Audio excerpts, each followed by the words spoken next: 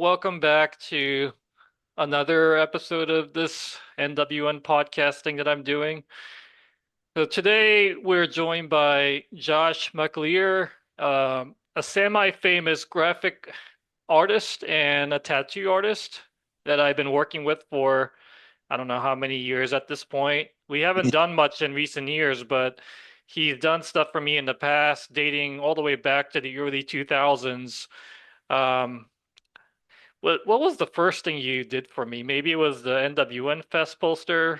Yeah, I was trying to think of that this morning. I think the very first thing I did was you had me do a painting for the first Perverser LP. I don't know if it was an LP or EP, Oh, but then, right. Yeah. yeah, then the band decided to like use their own art or something. That's what it was. Yeah, and the Yeah. the band came up with like the worst artwork too. And I really hated it. It was like a cartoony demon with like little Yeah, horns and all the proportions were all fucked up. yeah. Um yeah, musically it was Okay. terrific.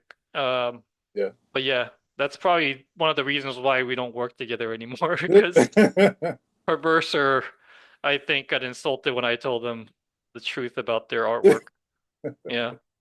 Very good I was, musicians, though. oh yeah, yeah, absolutely.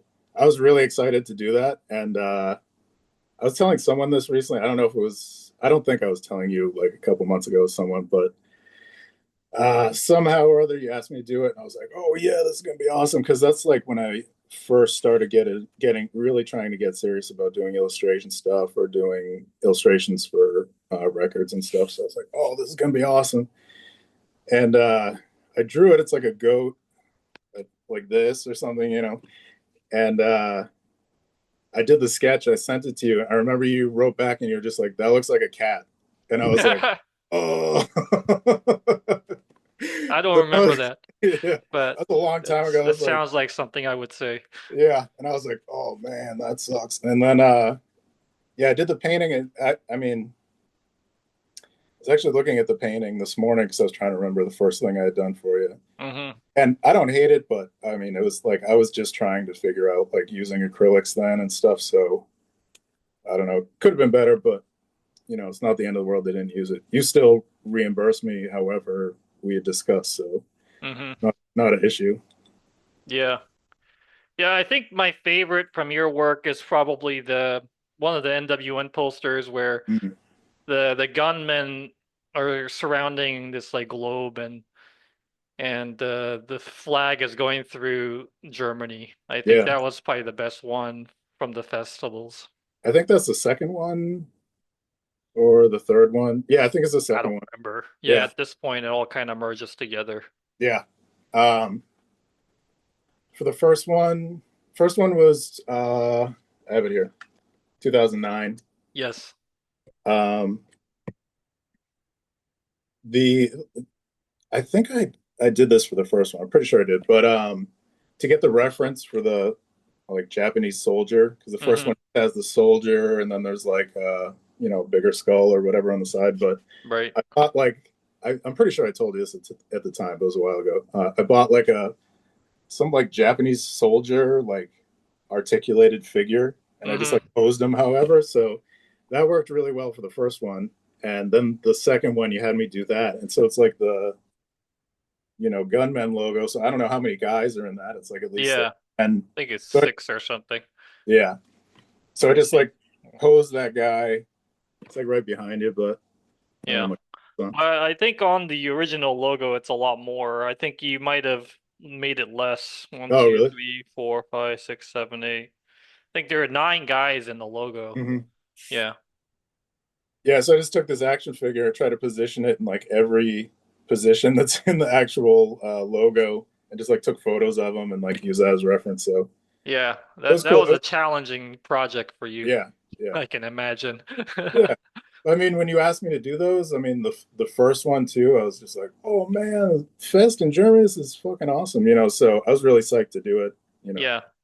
And The, I think the barbed wire portion of the first poster is still being used on the website and yeah, Bandcamp. that's cool. Yeah. That original is, I think it's like 18 by 24. Sounds really big. It's like for the first one, it's like it's on watercolor paper. It's like huge, Yeah. you know. Hmm.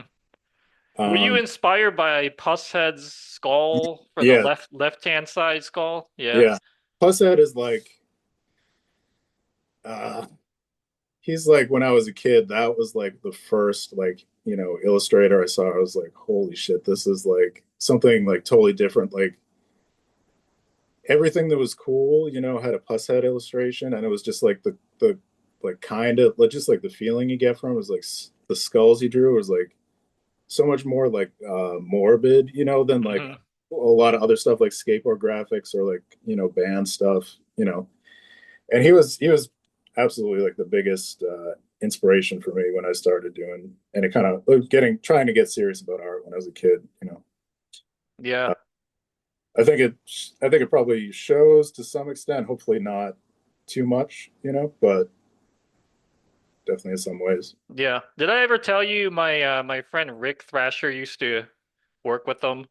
Yeah, Like, I think we might have talked about this. yeah, he Rick was working for me for many years when I was in Oakland, and he's an older head. He's like 60 plus now, but he moved out to San Francisco with Pushead, and he was a roadie Oh, for Septic Death. wow. And when Pushead started his label and started putting out records, Rick was responsible for setting up the what was that Sacrilege record, that famous Oh crust yeah, punk. yeah, Yeah, yeah. yeah, he That's helped cool. out with that. Yeah, so that's my claim to fame. Hard to One believe septic. person removed from Pushead. It's hard to believe Septic Death even had a roadie, but Yeah, I don't even know. I mean, I guess they were just friends or something back yeah, in Idaho, that's and cool. yeah. Yeah. The other thing about Pushead, it's like, around the time I started doing stuff with you, um, I was for whatever reason, just like that point in my life, I was just like really motivated and inspired to do like start doing a lot of different things. I was already tattooing. And I was just like, I've always wanted to do, album cover illustration, stuff like that. I was like, I'm just gonna do it. So I just started messaging people randomly, or like I Hmm. did a lot of stuff for free and stuff. But so I was really into that. And after a while, I was just like, man, I wish someone would ask me to do like the whole layout for a record, or just be like, I was inspired by uh, Pushead's label Bacteria Sour, because there's so much Right. more so than even the music. It's just like the final product. A lot of the bands he put out, I could care less about. A lot of Hmm. them I like, but um, yeah, the final product, the actual record, and just like the care that went into it, that stuff, like I loved it. It was fucking awesome. So I was like, man, I wish someone would like make me their Pushead, and like I could just do all that. And then like uh I don't know the actual year on this one, but I remember I was at the movies and I was watching some movie I wasn't really interested in. I was just thinking about other stuff, and I was like, I wish someone would have me do, the whole layout for their album or whatever. And I was like, wait a minute, why don't I just make a record label? Why, like, I'm not gonna like, why would I just wait for someone else to, ask Hmm. me to do that? So yeah, I don't remember the year. It was around then, maybe 2010 or something. I had like a real small record label, and I remember you actually offered to help me out a lot with it, just with like questions and stuff, which was awesome. But it was like a huge learning experience, but in the end, it was just like spreading myself too thin. It's like I was tattooing full time, doing illustrations, and trying to do a record label, and I was just like, I'm not giving like each of these things the care they need. I was just like, so eventually I stopped doing the record label, but it would be cool to put something else out again, eventually. Yeah. Just But for do a like while, a super limited edition thing like Pushead used to do. Just do yeah, like 100 copies yeah, and autograph every single copy and yeah, whatever, like yeah, screen exactly, print every cover. yeah, Did you know that he used to do everything through this company called Thingmakers in Tacoma, yes, Washington? yeah. You went through them too, right? Yeah, I used them for that Sabbath project and it was a total fucking nightmare. The guy was very talented and he was willing to do anything you asked him to. Like, as the name indicates, he would just make things Hmm. He would make it happen for you, but he just wasn't a businessman, and he could never Mm. stick to any sort of deadline. So, That's, the last project I did was for the Root box set, and I ended up having to drive oh all yeah. the way up there and pick shit up from him because he just Hmm. wasn't organized enough to get it done.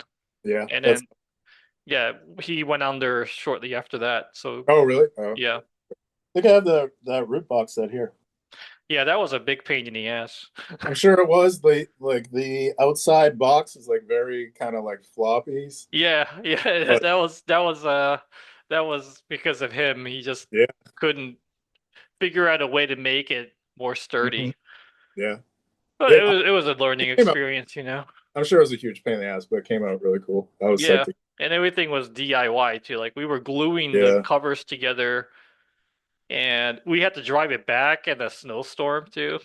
And on that same trip, I met Dagon from Inquisition at a McDonald's, and it was like the funniest story too, because um, I didn't know him at the time, but we were talking about doing the old thrash stuff on Yeah. vinyl.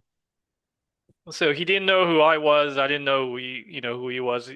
This is early 2000s when like, you know, phone cameras were not that popular. I don't Mhm. even know if they had them back then.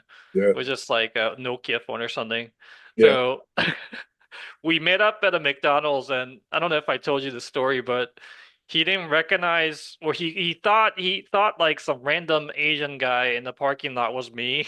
So we were inside drinking coffee, and we see this like long hair metalhead guy go up to it, random fucking Asian guy, starts talking to him for like a good minute. They're talking, and then he realizes at some point it's not me. So then he comes into the shop, or comes into the restaurant, and then finds us. He's like, thank God, another Asian guy in here. Yeah, it was the funniest thing, and that's like imprinted into my Oh memory my of God. Dagon. That's like, Yeah, that's good. yeah.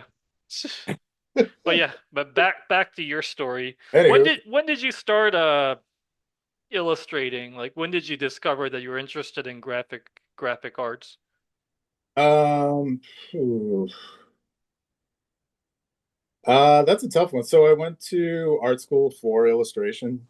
I graduated in 1999, and I actually went for 5 years because I did really poorly the first year. So I just wasn't, I was still in like high school mindset, unfortunately, and I wasn't like as serious as I should have been about stuff. But I grew up in Boston. I went to my first year of art school in Boston, and I was into it. I just wasn't. I think I just wasn't mature enough to take it seriously. So I did really poorly, and then after that, I went to a different school, which was in like Beverly, Mass, called Montserrat College of Art. And I live. That's like the North Shore of Massachusetts, near Salem, the place like people know now.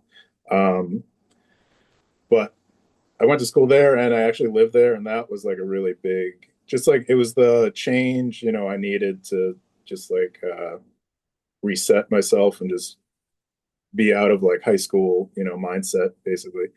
Um, and when I was in school, as the years went on, I got like really, really into it. Um, I don't know. It was just like a good situation for me. So, and I felt like really positive that I wanted to do some sort of illustration when I got out of school. And um, I always felt like when I was in school, I don't know if this is true for other art schools, but the teachers really talked about um, our lives after art school. Like, the second you graduate, people are going to be dying to hire you for everything, and all this. And it's that easy. It's just like, you guys went to art school. So the next step is you are an illustrator.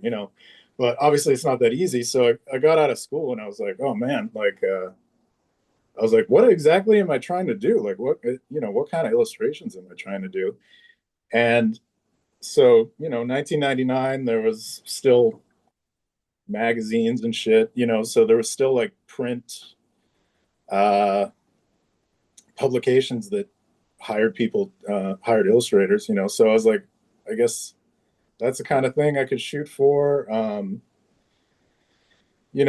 But I realized that, which I probably should have realized sooner, but I realized that doing the kind of thing I wanted to do I I wasn't gonna make a living off of that. Doing, either just like really obscure music related stuff, or something like more extreme than what the normal person would even want to look at. You know what I mean? So I was like, damn, I really don't want to do just really boring like magazine illustrations for like my aspirations weren't to like work for like Newsweek or some shit like that, And Yeah. I realized that uh I don't know, I needed to rethink that. So I just had, regular like young kid jobs for a while. I worked at a liquor store when I got out of school, and I worked at an art supply store, um, stuff like that. And I was just like, I have actual jobs. So, and by the time I get out of work, I'm not completely burnt out. So I would work all day and then go home, and whatever kind of art or whatever I was inspired by at the time, I would usually work on that. And I ended up doing a lot of stuff for free, because I really, I always had like the passion and like a really strong way for art, even before I completely realized it. But I didn't feel 100% confident with the mediums I was trying to work in, like acrylics, like I said before, but um, I just kept going with it, and inch by inch, it felt like I was getting like a little bit better with the medium. So I was just trying to push my stuff on people to get people to want to use my illustrations for stuff. Like I said, it was like I was doing a bunch of show flyers, but also trying to do stuff for um, album covers, or kind of anything that I thought was cool and not, mainstream. Because that was the big thing. I realized like early on, I'm just not that person. That's not the kind of life that I ever wanted for myself, just being a mainstream person, or a person who's making money off of like, uh, mainstream culture or whatever. I think it's been to my detriment at times, but now it's not, luckily, because tattooing's popular. But when I was younger, I was just like, I don't want to do the kind of thing that art school almost prepared me for, in a way. So um, I was a little bit, just lost at sea for a few years after art school, but I was always doing art. I didn't have like a real specific focus, but um, I kind of didn't care. I was young enough where I was just like, I have a job and a place to live, and I can do art. That's fine. But you know, the tattooing thing came really soon after. I was like really fortunate that this happened, because around 2000, 2001 or something, I was getting tattooed by this guy that in Boston, who had he was tattooing out of a loft that he was living in, because tattooing was illegal um, in Boston since the 60s up until 2001 or two. So I was getting tattooed by this guy a little bit, and I was just really friendly with him. And eventually he asked me if I wanted to apprentice and be a tattooer under him. And he was planning on, he was working with a few other people to try to change the law in Massachusetts, and Boston specifically, um, against tattooing. So luckily for me, I guess, and him and a lot of the rest of us, he was, successful. And eventually I started apprenticing under him, and he opened, if unless I'm mistaken, he opened the second legal tattoo shop in Boston. Um, and I was the first ever licensed tattoo apprentice in Boston. This was like 2002, I think. Um, so even then, at first I was like, I really, doing illustration or even art that looks like illustrations, that's really my passion. It always has been. And I was at that point, I was really like kind of there was like a trajectory that I hadn't had before. So I was like, man, if I like start tattooing and I tattoo all day, am I just gonna, but at the end of the day, be totally burnt out, be like, I don't want to do any other kind of art. I've been tattooing all day. That's as much art as I can do. I just didn't want that to be the case. So I was skeptical about tattooing or starting to tattoo, but eventually I was just like, it's I've always thought tattoos are cool, obviously, as a lot of people do, but it just it seemed like a really big opportunity, and it was like about 200 times of a bigger opportunity than I realized at the time. So uh, I did it. It was totally crazy, and it was like a crazy time. The rules were kind of all over the place with tattooing in Boston. Then it was like the guy I was working for was working with the health department to invent the rules and regulations, basically. Um, I'm surprised there were no regulations even back then because I mean yeah, tattooing's been around since forever, right? yeah. I mean, it got banned here in the '60s. It was the only tattoo shops were in like a specific part of town that was like it's called Scully Square, but it was like it was like where all the sailors would land, Hmm. is off the coast, um, and it was just I don't know the specific reason. They on paper they blamed it on like a hepatitis outbreak or something, and they were just trying to clean up that area. There was like a lot of hookers and stuff, so they just tattooing seemed to be the scapegoat. And in the early '60s, they just eliminated it. And then it's Massachusetts is kind of there's some like Puritan laws that like never went away. It seems like, but uh, yeah, that was just like one of the things they held on to for some reason. But um, yeah, eventually it got turned around. Like, thank goodness. But so yeah, I started tattooing around then. 2000 started apprenticing. I think 2002. Started uh, actually tattooing 2003. But that whole time I was trying to really surround myself with tattooing and understand it more, and just learn about it and everything. But the whole time I was still doing other stuff.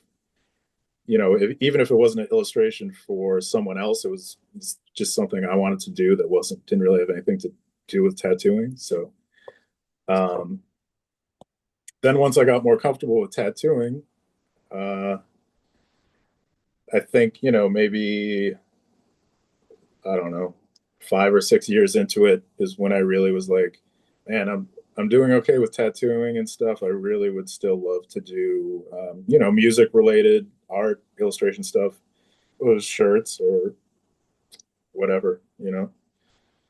So it's a long-winded answer for that, but I guess really I've always had the bug about art and stuff, but I was never, when I was younger, I didn't really know what that would mean for me or what my direction would be until I don't know.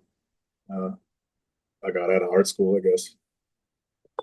Do you think in hindsight art school was necessary to teach you Mm, the the basics of the technique, or yeah, you think it was just a waste of your 5 years and money?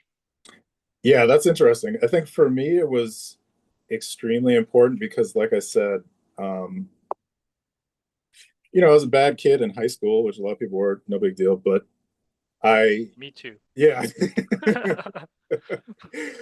um, getting away from Boston and getting away from everyone I was hanging out with was, hugely important for me. I didn't know it at the time. I was just kind of being like an idiot kid and just being like, I want to go to art school. So for me, going to art school was very important. Maybe not for the reasons it should have been or the reasons you would think it would be, like learning techniques and stuff. Because I really don't feel like I picked up a lot of specific techniques in art school. If anything, I learned, I think, more discipline and how to deal with, um, you know, a timeline and like a due date, stuff like that, and also feeling competitive about art and stuff like that. I really picked that up in art school because there's a lot of, a fair amount of people that I didn't get along with in school, and a lot of them seem to be just, they always seem to be the people that would, kiss the teacher's ass the most, and just they knew everything about whatever the hell, this, that, art history, all this shit. And they had that kind of personality. They're always, agreeing with the teacher, kissing their butt and all this stuff, but their actual art never was at the level that it could have been. It was like they were always the people that were like, oh yeah, okay, you did the assignment, but it's nothing anyone's gonna ever remember. It's nothing great. So honestly, that, for better or for worse, really motivated me, and I was just like uh, distaste for those kinds of people just made me want to work even harder, and just like, a lot of them end up being really like jealous kind of people, and it would be like the day the big assignment is due, so it's like a painting or something, and they'd put theirs up, and if mine was really good, I could always tell that these people are just like totally hated me for it. They're upset.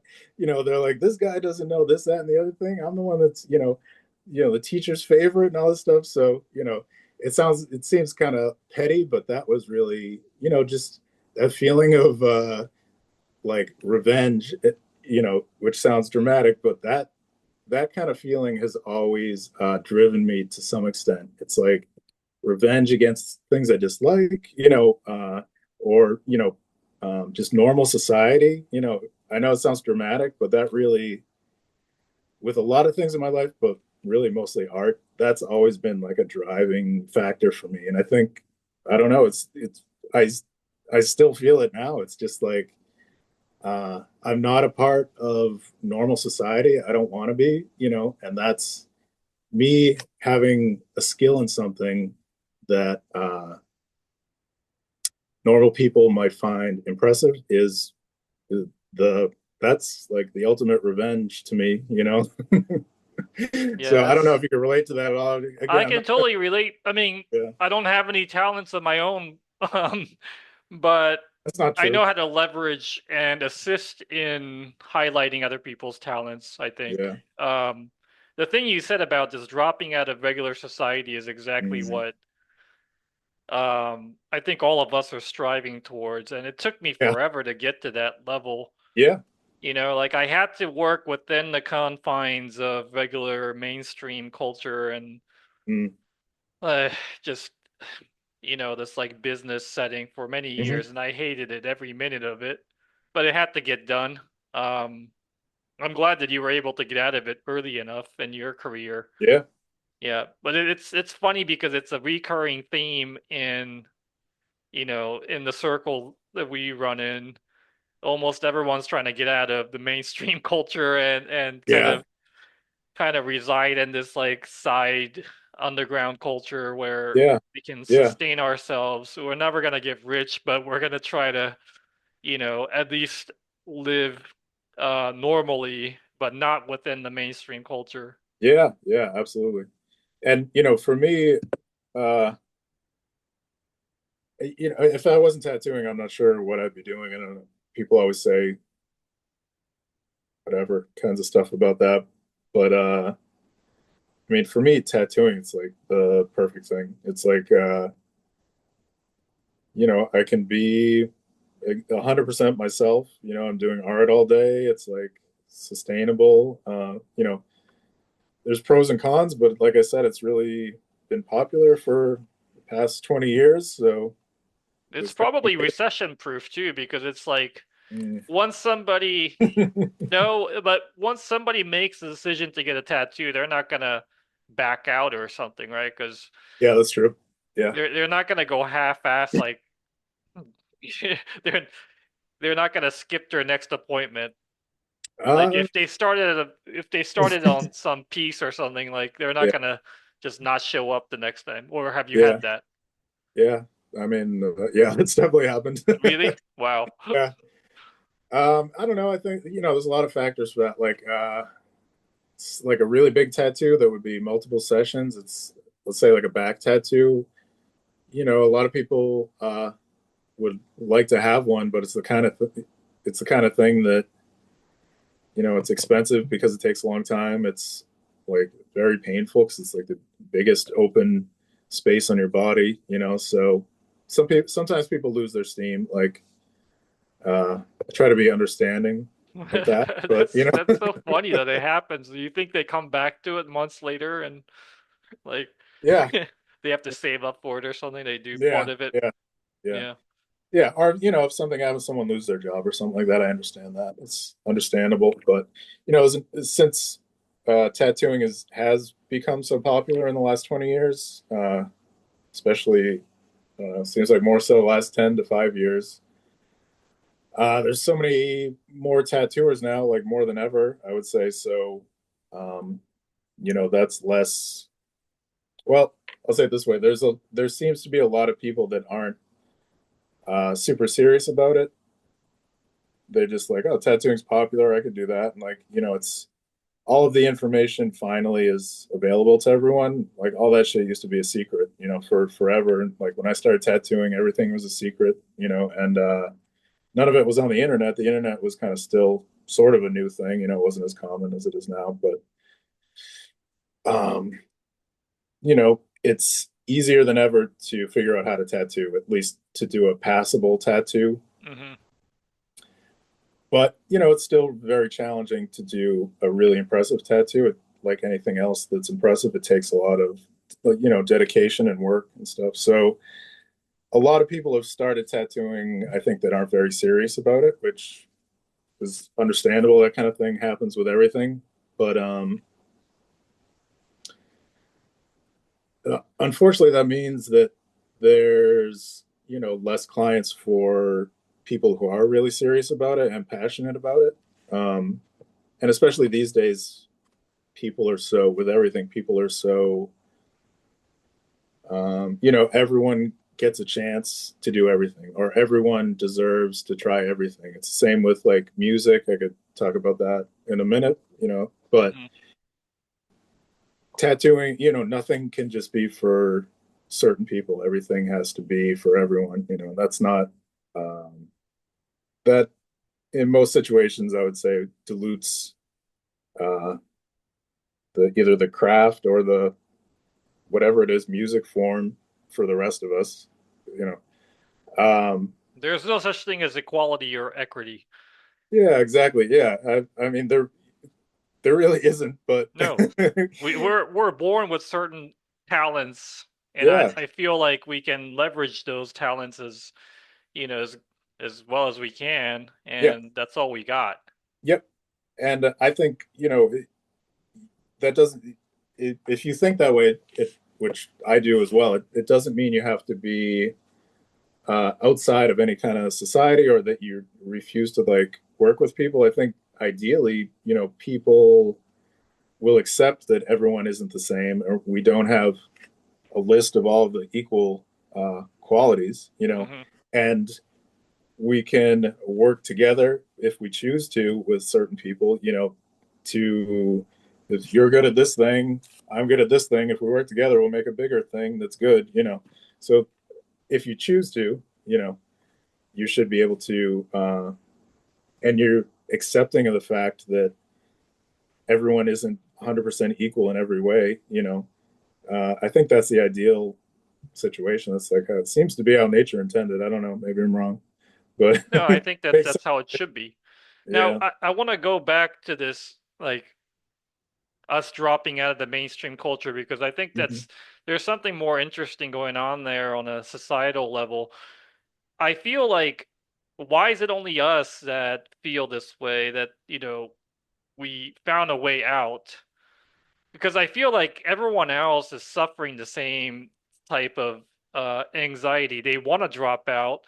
They definitely don't like it. Like the 9 to 5 shit is soul Yeah. draining. It's like just spiritually bankrupt. Mm. But not everyone has the balls to pull out. Yeah, yeah. And Um, you think, I feel like that's leading to some sort of cultural bankruptcy in especially in the US and Western countries. Hmm. Um, and maybe it's a global phenomenon. I can't really tell. I mean, in Yeah. Japan, birth rate's really low. Yeah. People are just not, I don't know.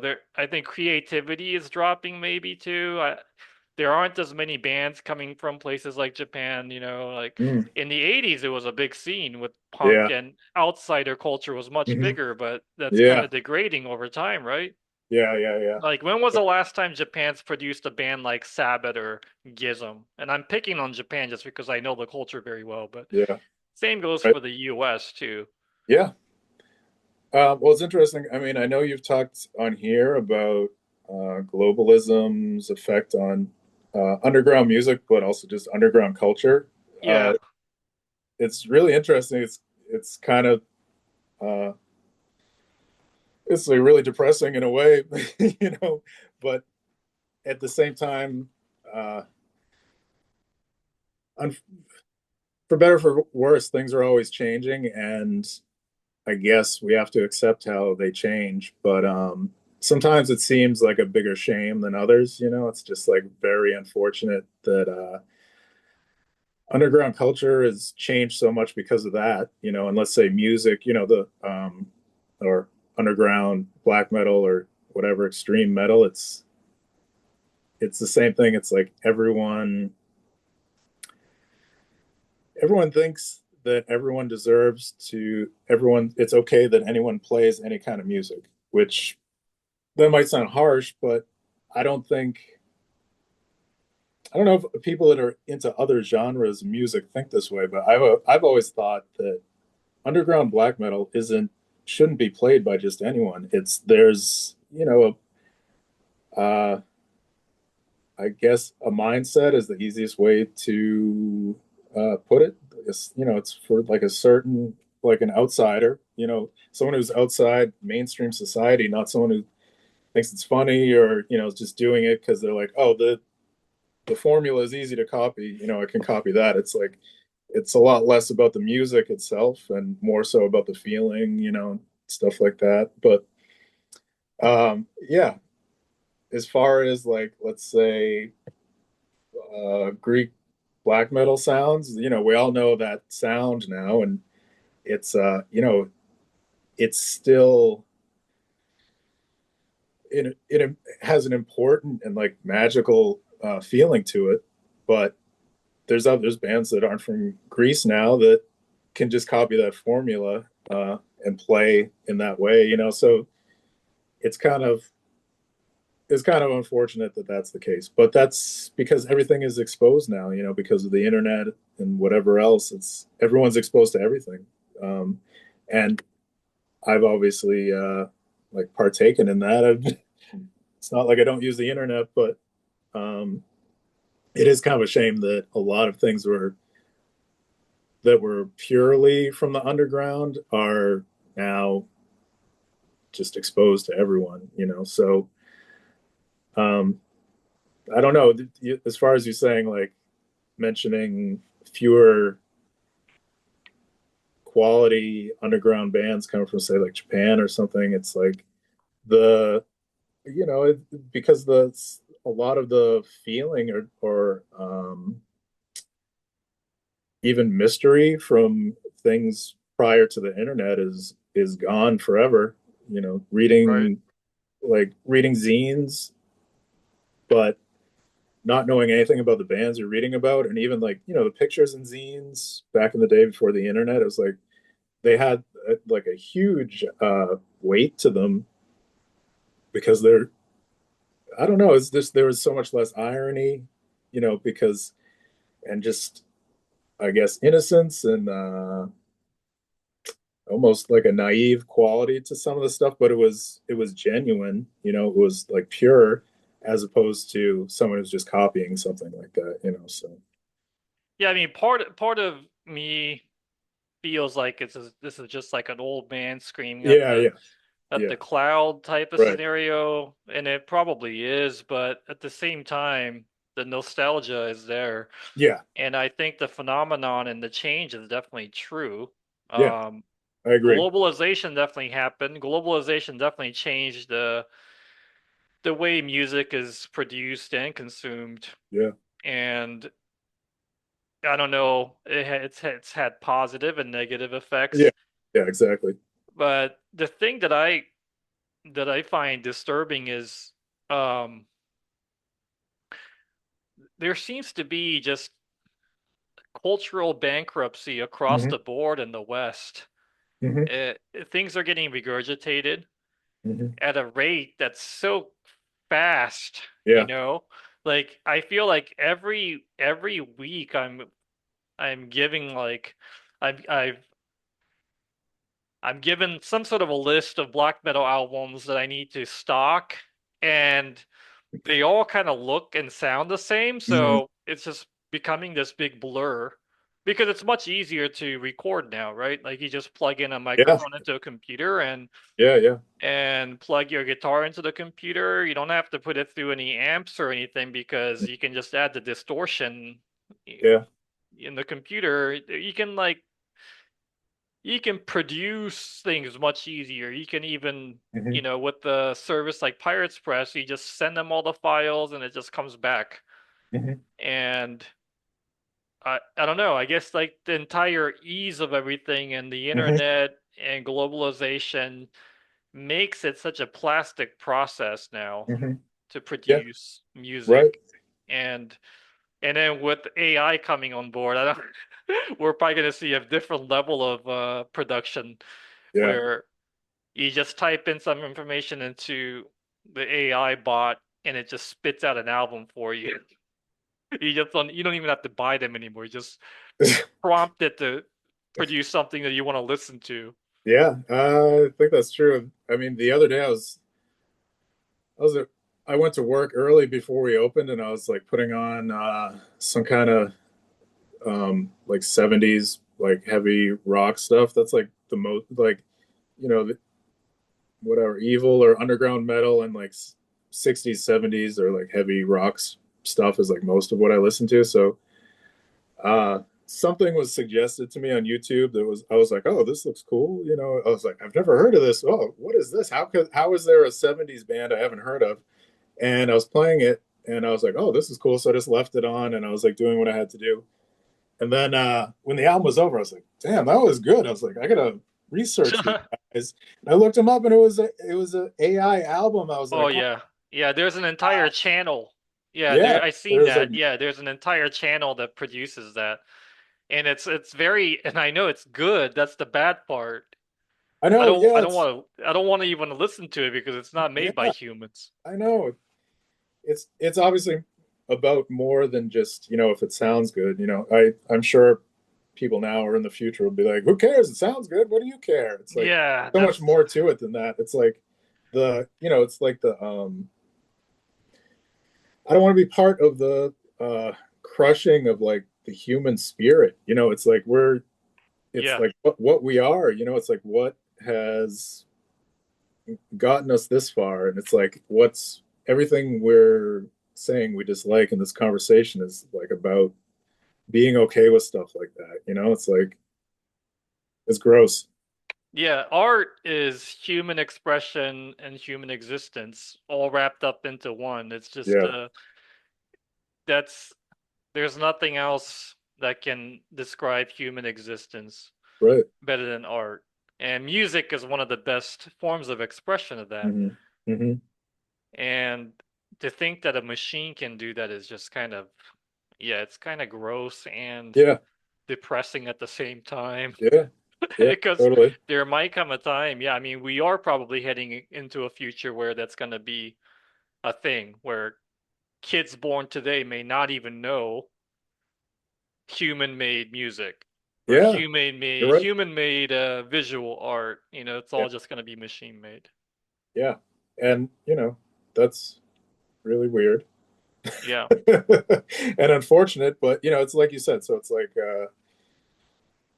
if you want to think about it uh, logically, so you're like, is it just because I'm like getting old? People always say shit like this Hmm. about the whatever at a certain age about the present time, but That is true, of course, but also you have to be aware of uh, what the present time is actually like, and it's just like stuff that's happening now has never happened before in at an alarming rate, like you were saying, with Hmm. like trends and stuff like that.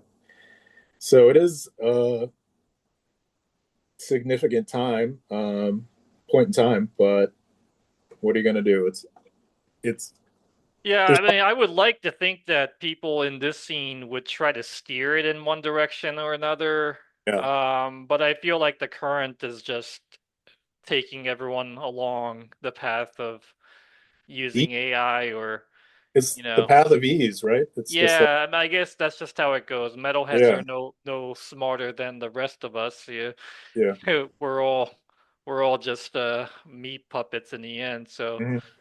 I mean, I don't want to sound like a doomer, but it No, seems I hear, like things are just kind of going in that direction yeah, without anyone steering it.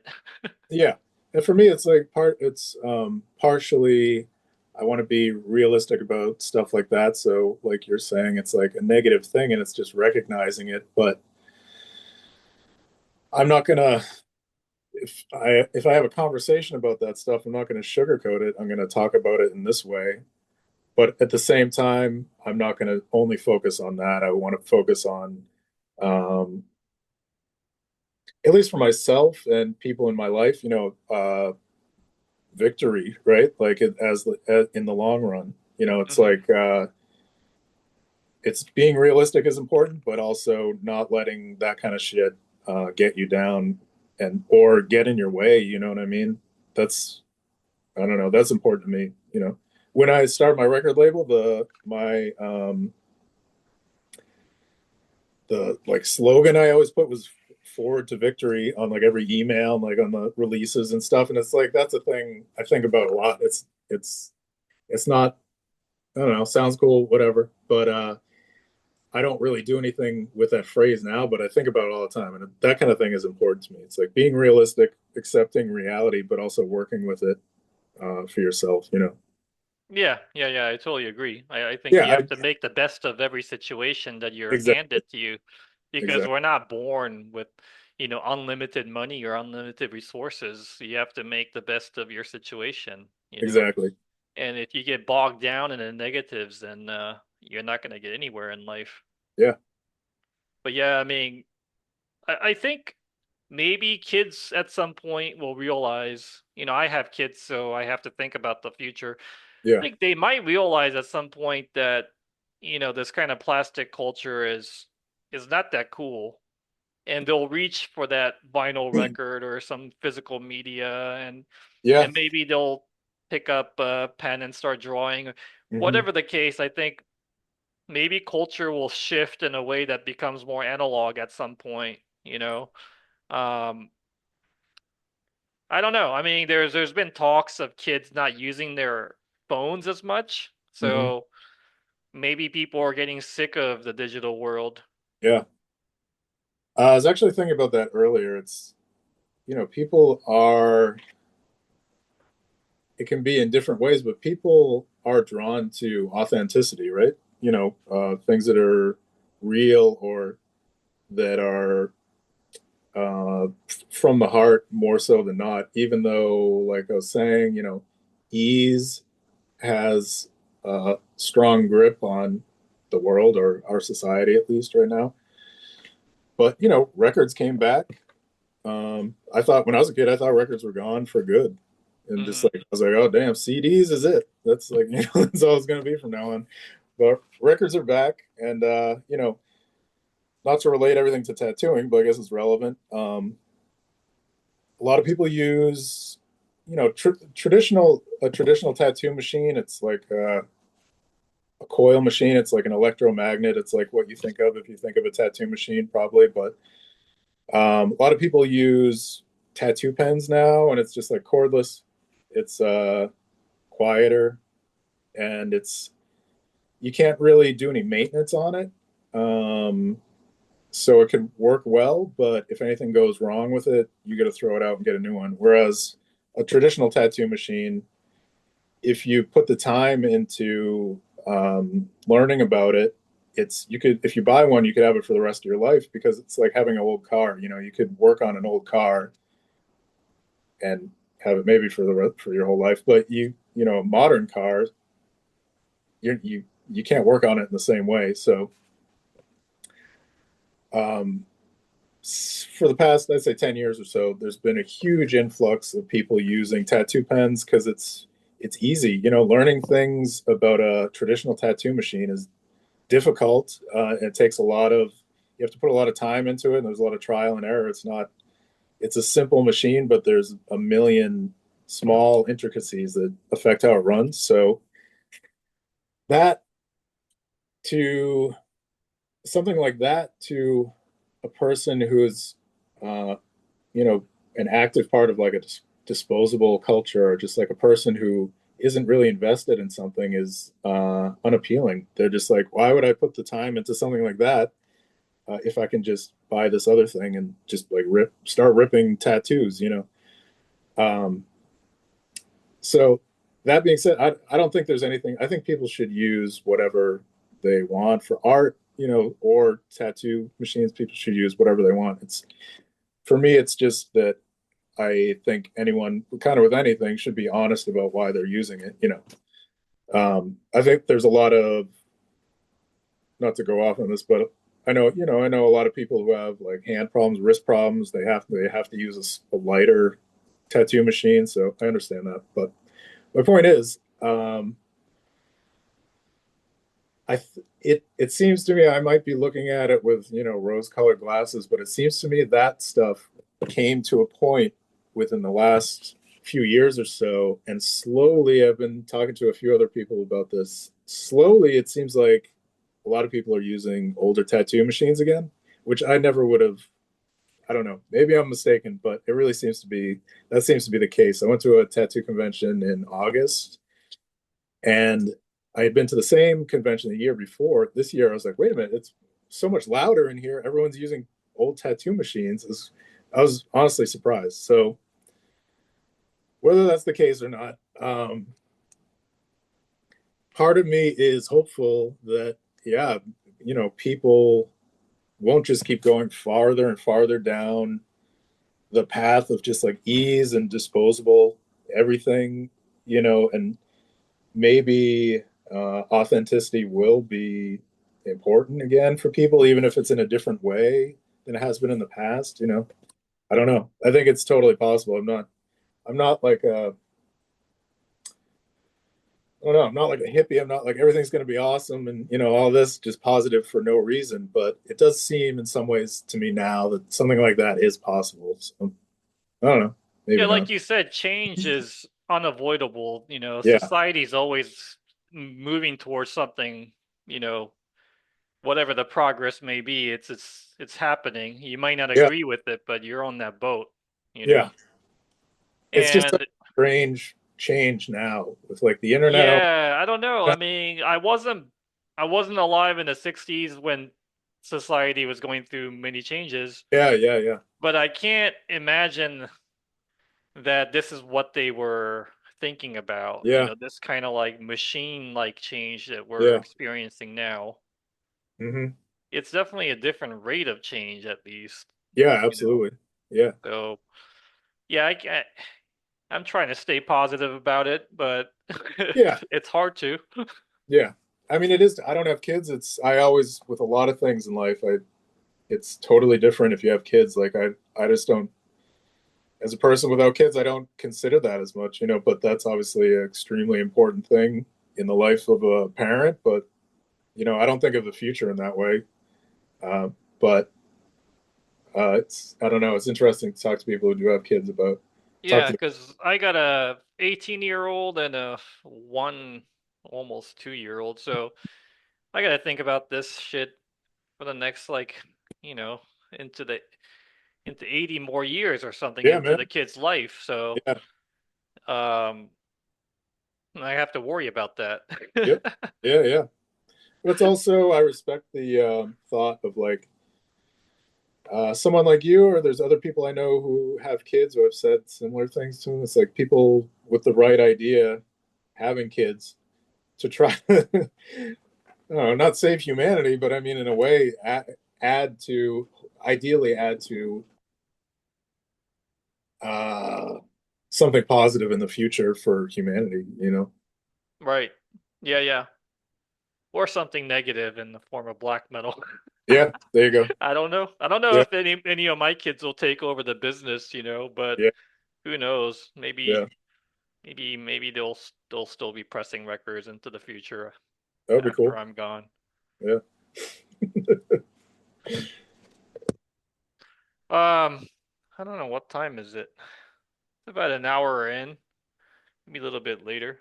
Um, I think I'll end this session pretty soon unless you got something else to touch upon. Do you think it's worth noting how weird it is that we have almost the same birthday? You're actually like 3 years, or I'm sorry, 3 days older than me, or I think. June 4th, 76 is my birthday, yeah. I'm 6'7", 7'6". Yeah. There was there was some other strange similarities, but when you were talking about using lemon juice as deodorant, I was like, what the fuck? It was around the time that we both we had the birthday thing. I was like, I did that too. I don't do it anymore, but I definitely Yeah, no, I still do it to this day. I stopped doing it because it was like eating away at my armpits. I had like sore armpits all the time. Really? Yeah, I Yeah. think you gotta keep on doing it until your skin gets used to it. That's what Maybe that's it.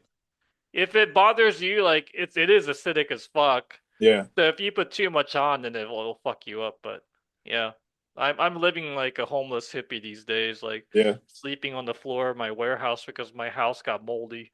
So Oh, really? Oh, that sucks. Wow. yeah, I know it's fucked up. We're in a really terrible situation right now. My wife and child are living in Finland, and I'm living in the NWN warehouse. Actually, and Wow. this is my bedroom that I'm talking from.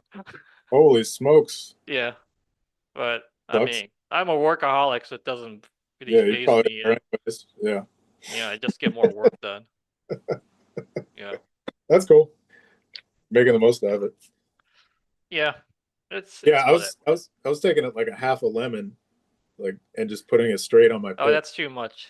It's just Yeah, it couple was of drips. Yeah, a couple yeah, of you drinks. gotta try it again because that commercial deodorant stuff is toxic as fuck. Yeah, and I mean that kind of thing. To me, it's just that's the mindset of like everything we're talking about. It's like just being aware of uh, normal society and how fucked up it is, and how you don't want to be a part of it and you don't want to associate with it. Yeah, It's yeah, like things like that. I'm not. It's I don't know. I go to the store and buy like normal stores and buy stuff all the time, but there's like certain things that are just like, man, these none of these people don't have my best interest in mind in like any way, and I don't want to give them. I don't want yeah. to It's like I give. come to that conclusion about almost every aspect of American life, like Yeah, from exactly. medicine to food, especially Yeah, food, to anything I put on my body, even hmm clothing and stuff like that. yeah, I've I'm living. I mean, maybe the hippies were right. Like living outside of this culture is the best thing to do. Like yeah, examine every aspect of your life and then maybe drop out because right. they are trying to fuck you up in some way. Yeah, yeah. Yeah. I Like mean, it's like drop out, but not just be like, drug addict. That's like not that I'm saying all hippies are drug addicts, but you know, that part may not be necessary. I think it's no, no, better I mean to have at least for a me sharper mind. it's not something that I explore with my own life. I don't know if you do, but Right. it just doesn't make me productive, so I don't do it. I try to just optimize everything around myself. Yeah.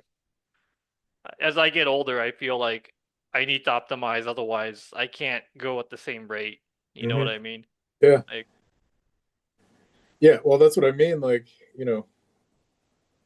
hippies might have had like a good idea in some way, but it's like I think the drugs got in the way of the productivity, but also they're just like weren't realistic about a lot of things. But dropping out of society and living on your own or with other people I think there's nothing wrong with that. That's definitely wise. I don't know.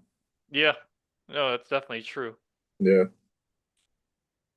Well, I'm gonna end the session now. Thank you very much, Josh, for taking the time to talk to me. Yeah. Thank you. Uh, Appreciate it.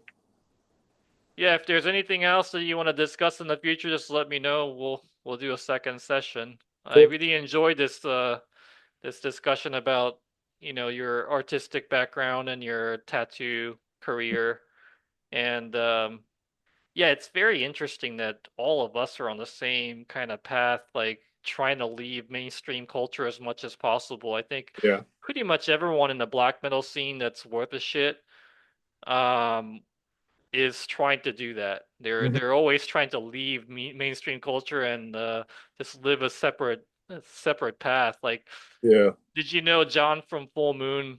When I started the record label, John from Full Moon Productions was very helpful, and I Mhm. used to talk to him on the phone and stuff. And he's now running a series of bars in Colorado with arcades, like pinball machines or something. And he's Wow. doing very well. Like he just carved this little path for himself in Colorado That's cool. doing that. So, I mean, again, this is another example of somebody who's like didn't want to live in Mhm. the 9 to 5 Yeah. American corporate life where you're just chained to the computer and working Mhm. for some faceless entity.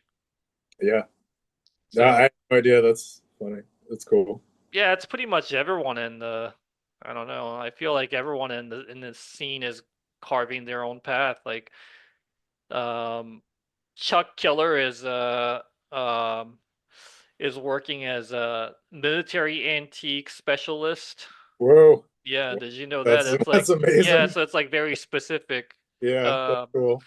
That's small fitting. path that he's carved for himself, and That's cool. there are plenty of people like that in the scene. So Yeah. yeah, it's Yeah. whenever I talk to people like you, I just feel more inspired to just like walk my own path, you know? Yeah, dude. Absolutely. I think that's important. And it's, as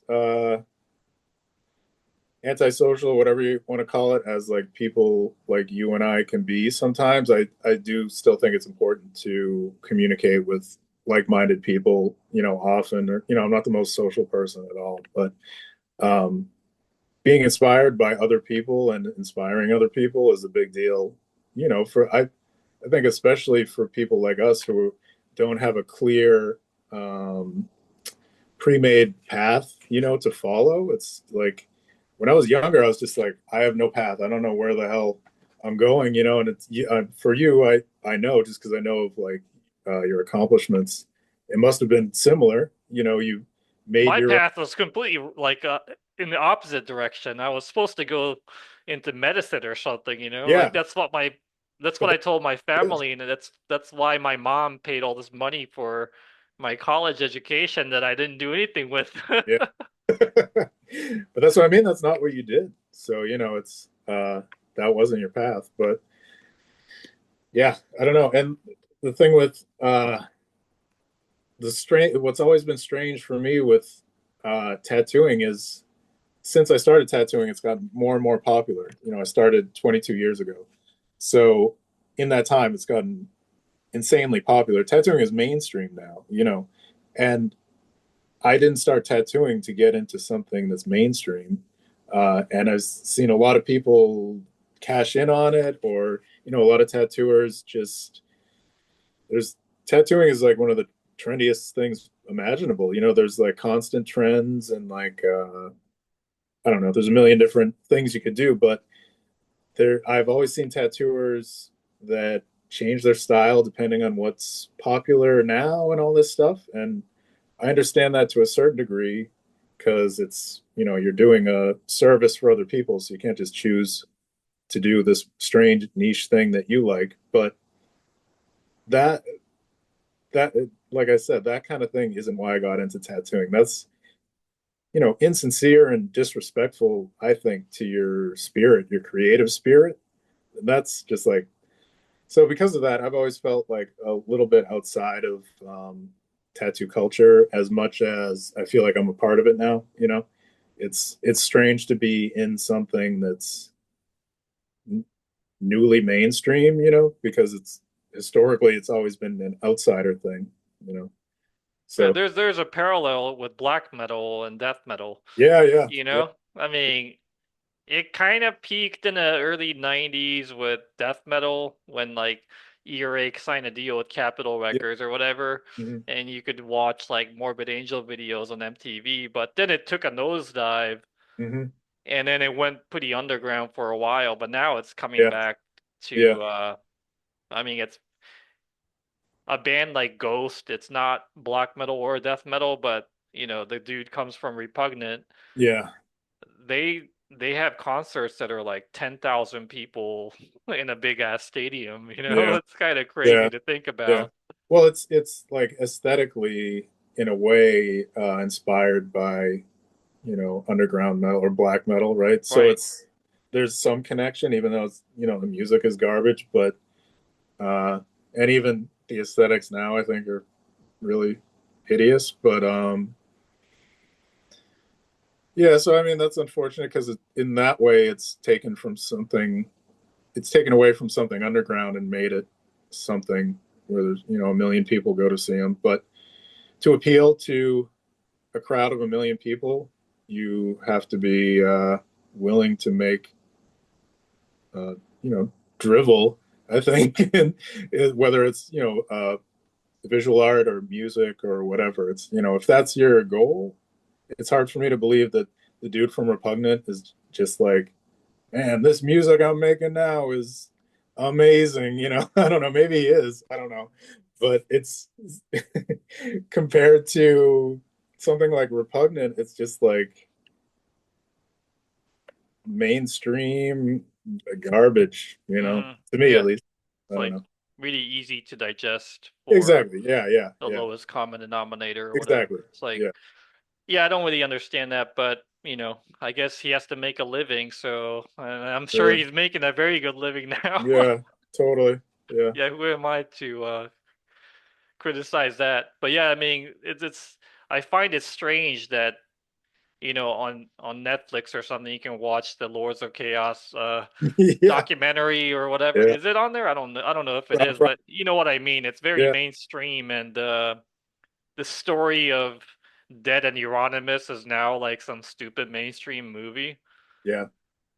Yeah. And it's like a totally messed up uh situation that was at least as messed up as that situation was, when it was happening. Hmm. At least it was from the heart, in some ways. I don't know. Even though, it's just like kids doing that stuff, Right.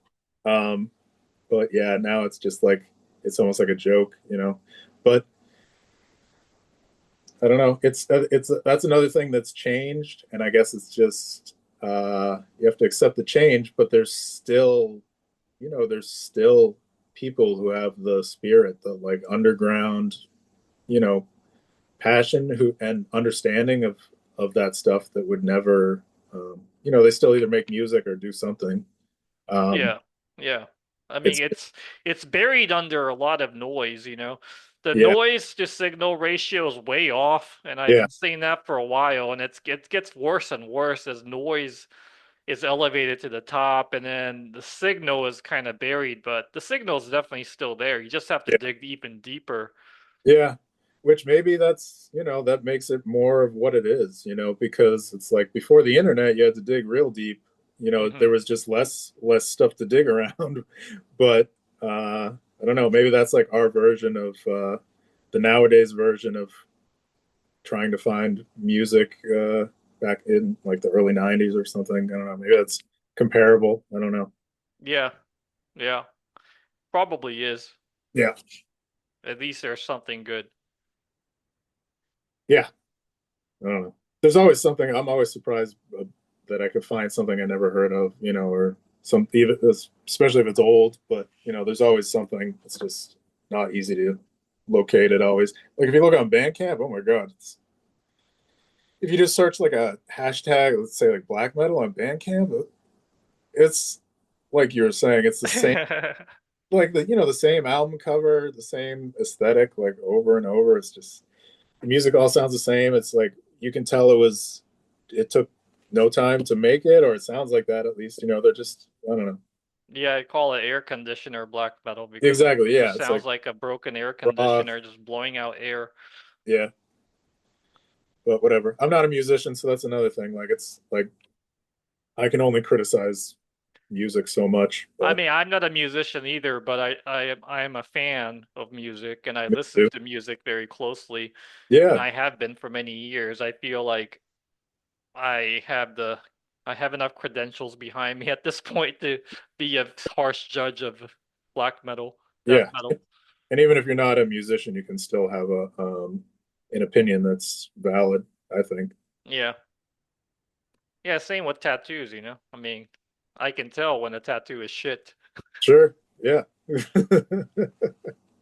Do you think tattooing is even more mainstream than metal is in Yeah. 2025? Is it? Yeah. I guess yeah, I guess it's like it's not really genre specific on like Yeah.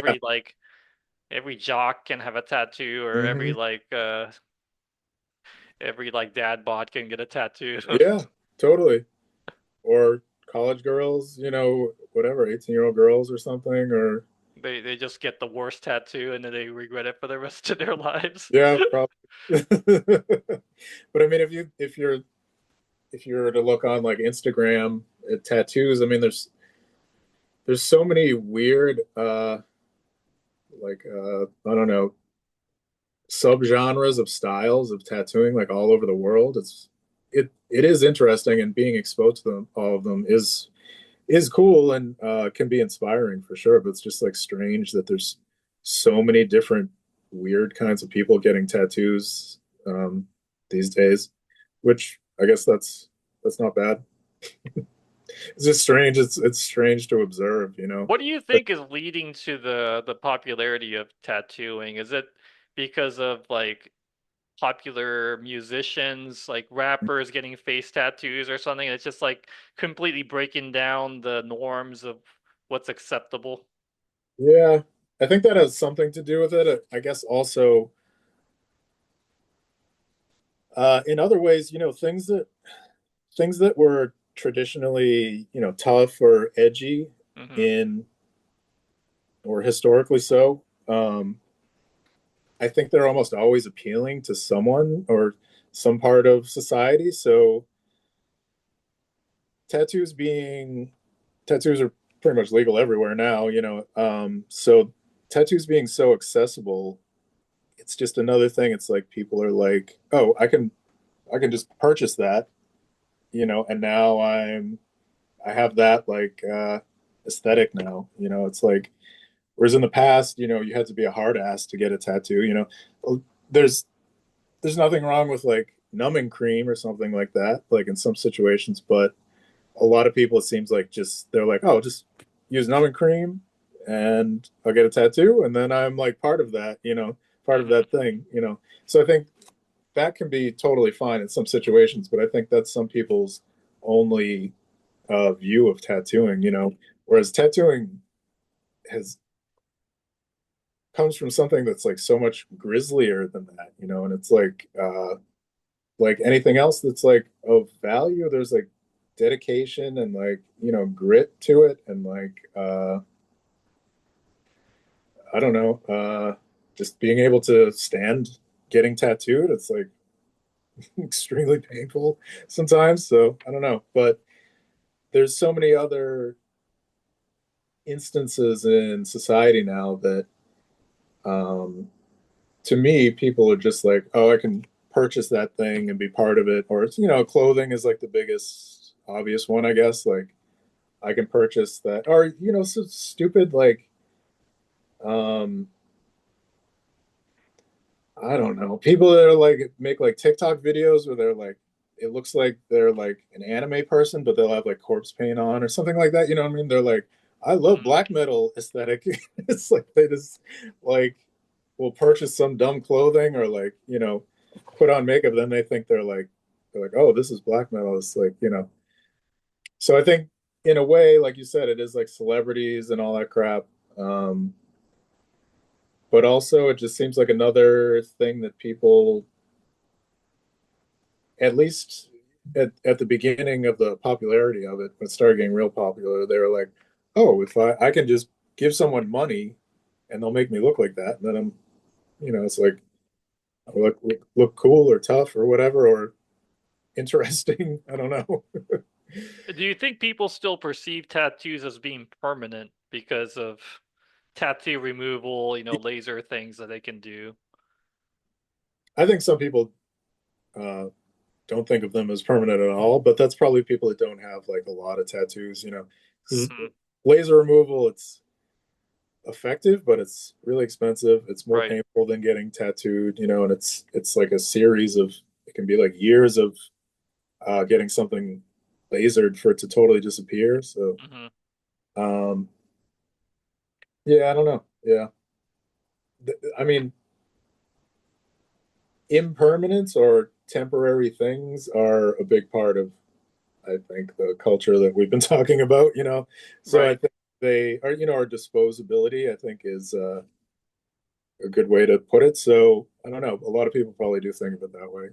I mean, there are a couple of characteristics that I've noticed in today's society. One is impulsiveness, Yeah, yeah, yeah. and the other is nihilism. Hmm. And both of them can probably be good for your business. Yeah. Yeah, no, Because yeah, if they yeah, don't give a shit, if they're just impulsive, they'll just get a tattoo. And if they yeah, don't really care about, you know, their future, then they'll just get whatever tattoo they want. I mean, yeah. It seems like there is like a certain, tattoos are, I don't know, it seems like they've kind of always been popular with younger people, but the nihilism thing does seem like to be trending more than in the past with younger people, which is interesting. It's almost that in itself is almost like an aesthetic or just like not caring about anything, right.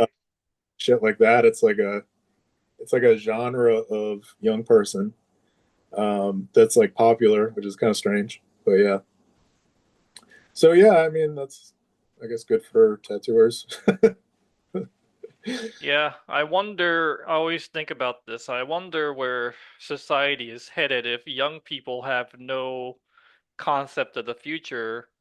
Mm, And all the economists are telling them there's no way you're going to buy a house in the future. yeah, Like, never mind, like, affording your own apartment. yeah, Like, forget about that. right. I wonder what kind of future we're building. Again, I don't want to sound like a doomer, but Well, it's I yeah, think it's being about this pretty realistic. often. Yeah, I'm sure, and it's being aware of the present time. But yeah, I don't know, and like I said, I'm sure you think about it more than me because you have kids. But yeah, I don't know. It's like this has always been a thing as well, but it seems like people are happy to be maybe because of those reasons you mentioned, but people are happier to be placated by distractions, or like they're happier to please their impulses, with like video games, whatever, weed's legal, everyone's stoned constantly, or whatever else. Porn, I think Yeah, porn's exactly, probably a exactly. big one. Yeah, Yeah, that's with yeah, young that men. that's like the diabolical trinity, like Right. those, you know. But yeah, porn and like a weird porn. The porn thing is like weird. It's like how it's like such a part of our culture now is that's like a whole other podcast we could I talk. mean, I think if I was 16 now, I'd probably be looking at it too, probably, because my hormones would Of be course. raging. But it's like Yeah. just like readily available. You Yep. can pretty much drop out of the dating circle and just like, immerse yourself in that instead. Right. So what's the like long-term outcome of that? Like that's Yeah, that's some interesting to scary think shit right about. there. It's Yeah. yeah. It's like, that the porn thing is like there's like so many aspects of that being such a prevalent part of our society right now. It's so strange, but it's I think the like the long-term effects of that will be, I don't know, it's interesting to ponder, but it's kind of like disturbing to experience in everyday life in Yeah. some ways. I don't know. It's like um, people trying to have like normal relationships with each other. That seems like it would be like highly affected by that, and I don't know, a lot of other things. Um, Supposedly, it, rewires your brain in certain ways, which I'm not a doctor, so I can't say that's factual, but makes sense to me. But and I'm not. I've said stuff like this to people at times, and um, they seem like, "Oh, wow, weird." I wouldn't think you would think that about porn because you draw like demons like fucking women and all this shit, and it's like I'm absolutely not anti-sex. It's just like everything else we're talking about. It's like being realistic about um, the present or the effects of something, whether you like it or not. It's like 9 times out of 10, the thing that's immediately gratifying or pleasing is, in the long term, uh, I'd say a lot less likely to be good for you. Right. Porn, Yeah. porn, porn is like such a strong. It's got a like it could get like a stranglehold on people. So I don't know. It's important. I think it's important to think about stuff like that. Yeah, yeah. I mean, not to sound like a Christian, but I think there is some evil in that, you know? Yeah, I think because absolutely. it's taking it's taking something as important as sex Mhm. and just making it completely degraded into something easy to digest, like a fast food version of it, you Yeah, know? yeah, You yeah, yeah, know, like something that's yeah, not good for you, yeah, but is addictive. yeah. It's totally Basically true. fast food. Fast Yeah, food for your dopamine. yeah, yeah. That's the thing. It's like anything that's like that pleasing to or releases that much dopamine quickly. That's like proven to be things like that are proven to be not good for us. So I don't know. When you're our age, you can think about stuff like that. When you're Right, younger, if I'm younger, I wouldn't give a shit. I'd be like, so what? I don't care. right. But I don't know. It is interesting to it's really interesting to think about it, but I think it's important to talk about things like that. At least where I live, um, there's a lot of and if people the the general thought seems to be anything goes, anything people want to do is okay, and especially anything sexual. It's like seems to be like some kind of like thought of like a liberation about sex or whatever. So it's like anything goes, and it's like if you criticize anyone's choices, you're this like horrible person, or you're like a Christian, or like Hmm. you're a Republican, or whatever people are thinking is evil at the moment. But I don't know. I think it's important to have like intellectual conversations with people about stuff like that, and not uh, just be like, oh yeah, any weird fetish you have is totally fine, just because I don't want to sound like the bad guy, and or I don't want to sound like not progressive or something. But Yeah, that whole thing has become a religion in its own too. yeah, yeah, Like yeah. it's the secular religion of the left. And Mm. I think it's falling out of fashion though. I think like Yeah, I agree. the fact that Trump won is kind of telling of where the situation is. I don't really like the guy, but I feel like that's a gauge for where society is. Like the pendulum swang really far to the Yeah, left, yeah, and then yeah, it kind of yeah. started to swing to the other side, and that's probably a good thing, you know?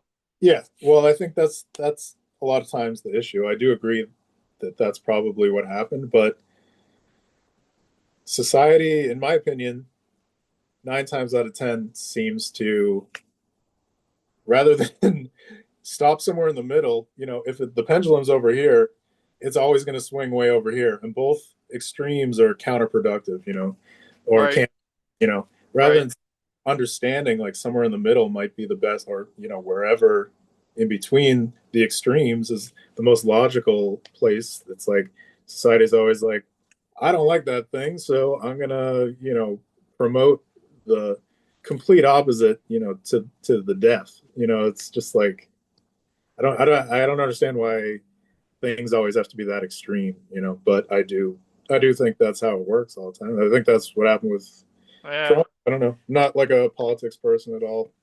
It's probably what happened. That's probably why. I mean, also the options weren't very good, but Yeah, yeah, yeah, yeah. um, but I mean, I do think this is like this has nothing to do with metal, but I do think that these are all distraction tactics by people who have a lot of power in the world.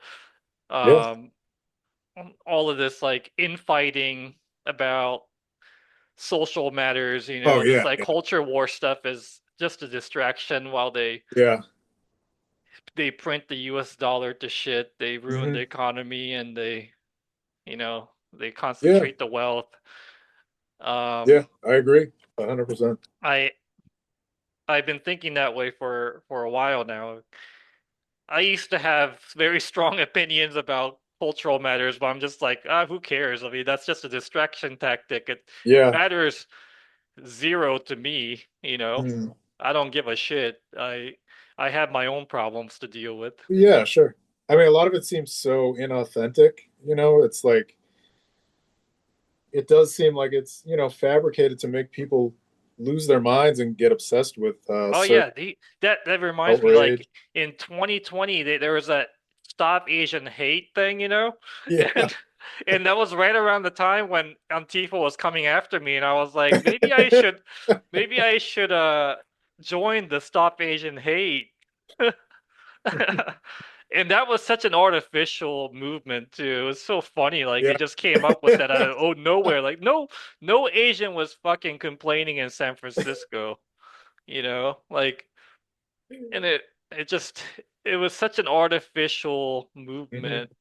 And they try to blame like some random white guy uh for all of it, but it was mostly like black dudes robbing Asians in Chinatown just because Oh they yeah. knew that Asians were carrying cash. Right. And that's just the dynamic of criminals versus Yeah. victims, and it had Sure. nothing to do with race per se, you Yeah. know. Yeah. But I always thought that was funny.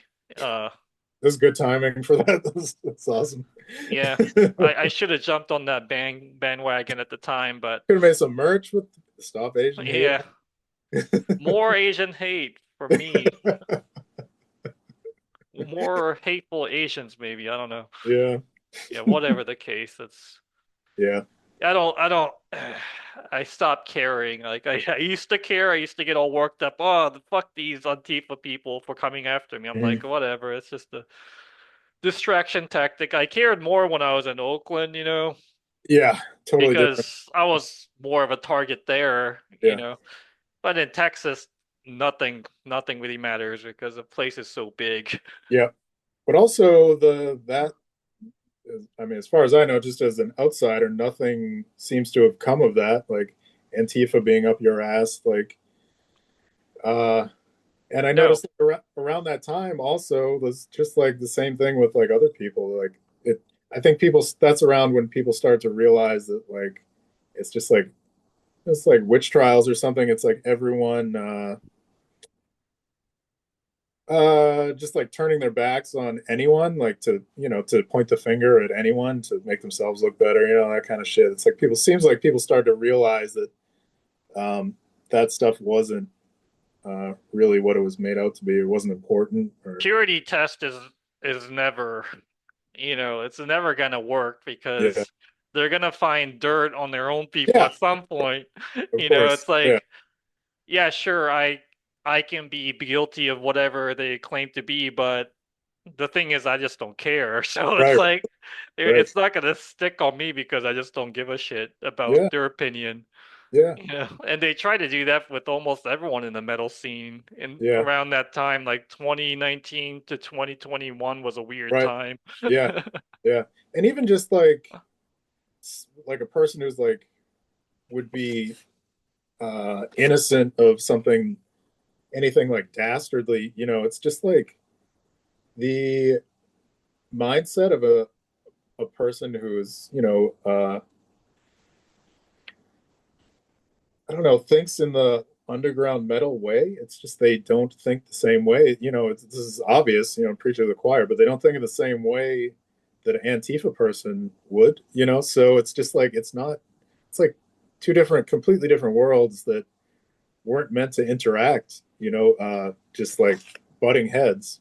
But Hmm. really, it's just like the Antifa people butting heads, I guess, with the other people. But it's just like it's hard to explain. It's just like people with a looking at the world in like a completely different framework, um, pointing the finger at people who don't even think that way. I don't know.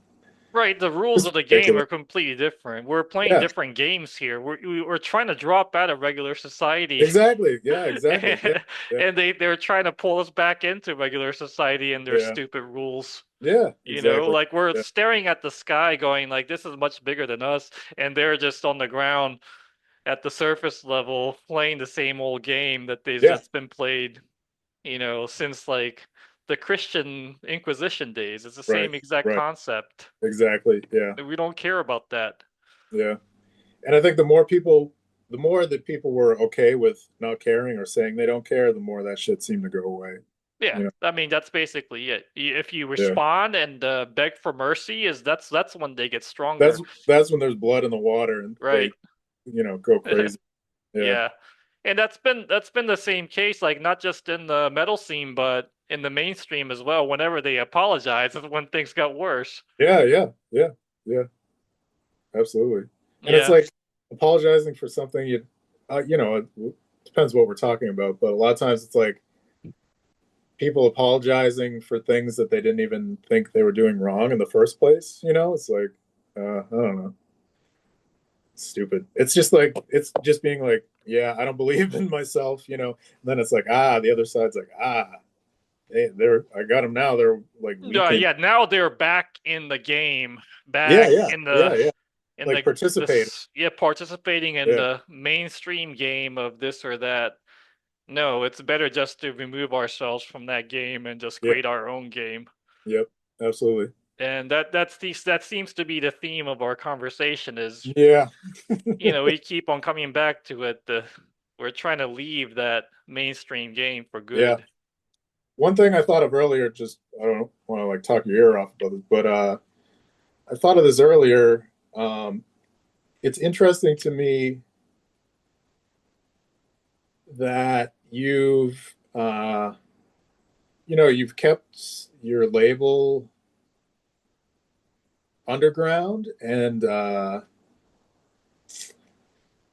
you've kept it like true to the underground, but you've put a lot more into it than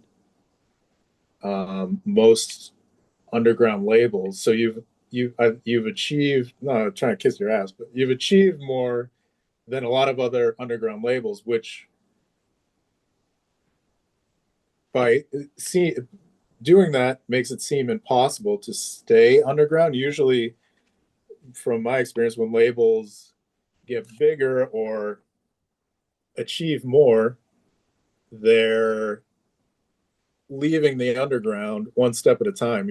But it's interesting to me. I hadn't really considered it. I don't know why I thought of it this morning after you messaged me about doing this, but it's interesting to me that you've achieved the things you have with the label and the store and the pressing plant as well.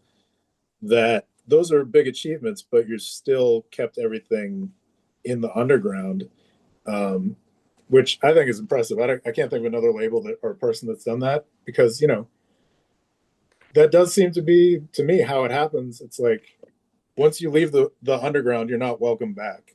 But in my opinion, you've kept it. I don't know. I guess you're just um, true to your vision or whatever it is. But Yeah, I just don't find it you know,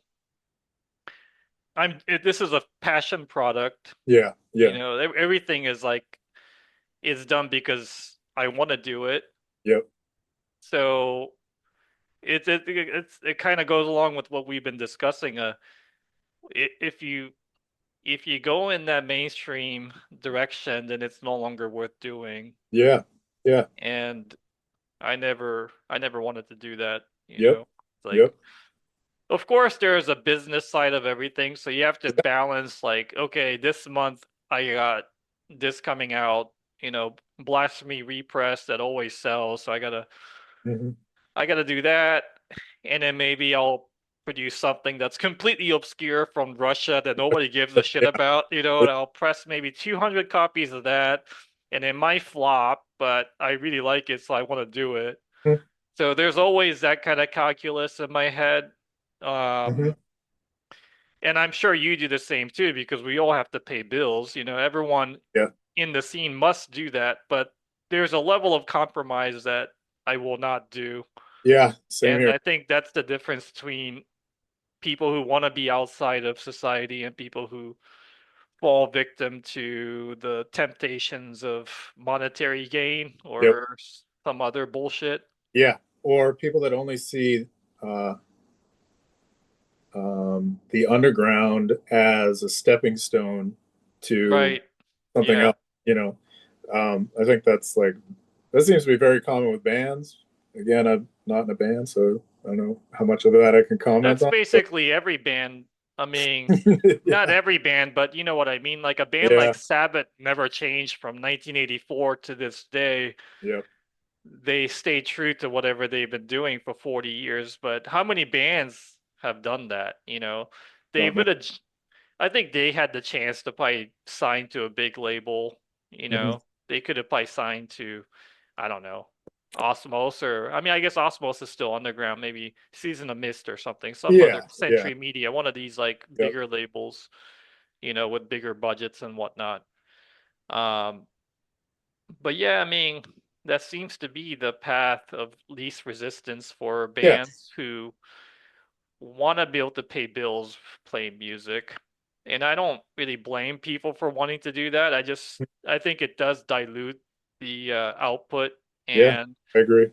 the personal choice at the end of the day. But um, there's always a give and take. If you Hmm. go in that direction, you have to dilute the art. And I refuse to do that on my part. With Yeah. NWN, I want to have nice selling records, of course, because I gotta Hmm. pay the bills, but I want to be able to release something like Dracula that I can only sell 200 copies of, or, SS-20 from Kazakhstan that I can only sell, Hmm. 150 copies of, whatever the case. Yeah, I want to have that option. And you as an artist, I'm sure that you have to do the same exact calculus. yeah. You know, do you Especially do you tattooing. have to do tattoos of like nautical stars? Sometimes, or probably most of the time, you're probably doing stuff like that, or like, you know, baby's name on the arm or some bullshit like that. Like, I'm sure that happens every single day. Yeah, yeah. But it's also, stuff like that that's just kind of um, for the average person.